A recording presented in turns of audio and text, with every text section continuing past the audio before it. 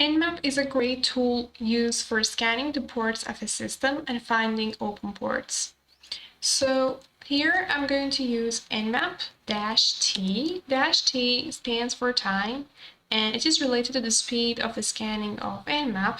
You can put numbers 0 or 1 or 2 up to 5 in front of the switch, and the bigger the number is, the faster Nmap is going to scan the ports for you.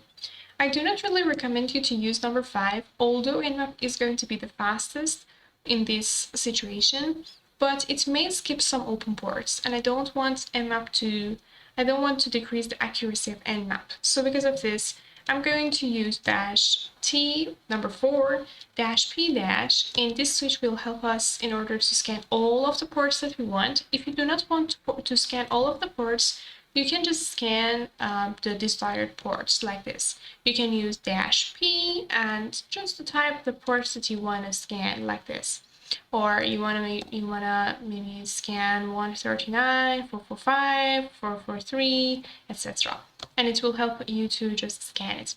In some occasions, some people will omit -P, and if you do this, Nmap will scan the top 1000 ports.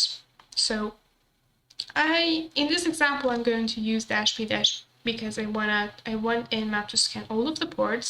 -A is going to tell Nmap to detect the OS, to detect the version of the services, which is really important for us as a penetration tester, because it helps us in order to find relative exploits, scripts that we can get help from them to attack the system.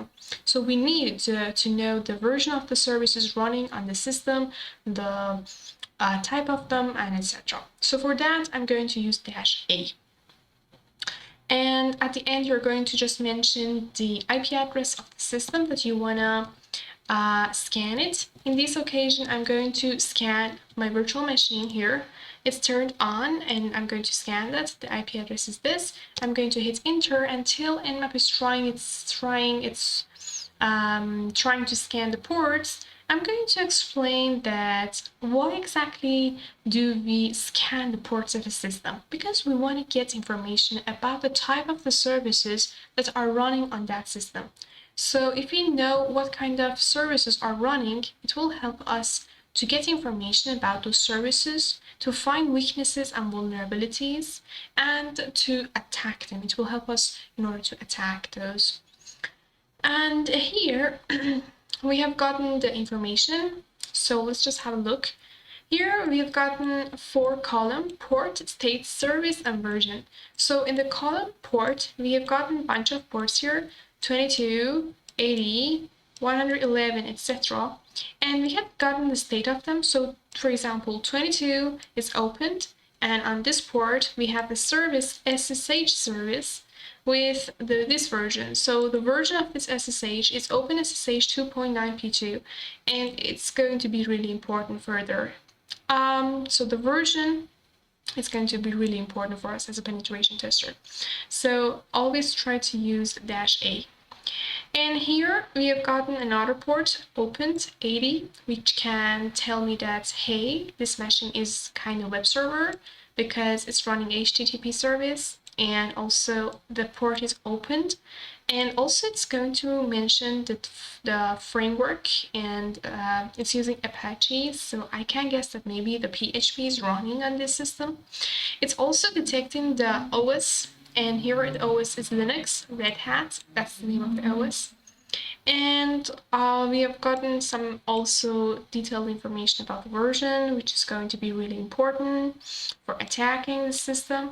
And also we've gotten another port open, 443, for HTTPS. The service is going to be HTTPS, and also a lot of other things here. So that was the whole thing, but you can also have a quick and better look and find more information like the NetBIOS name, which is Kioptrix, and etc.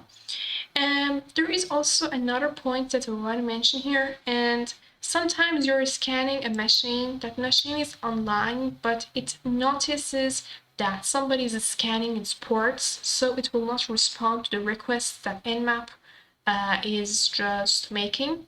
So for this reason, we cannot get information about the ports, the open ports of that machine. In order to bypass this protection, we can use a special switch here, and that's going to be the switch. Let me clean here. The switch -pn. -pn will tell Nmap to treat that machine as an online machine. So it will kind of bypass the protection, and it will scan the ports. And you can also mention the other switches that you want to use here. So as always, and that's it. The IP address, and that's it. And you can hit enter and scan your desired machine. I hope that you have enjoyed the video.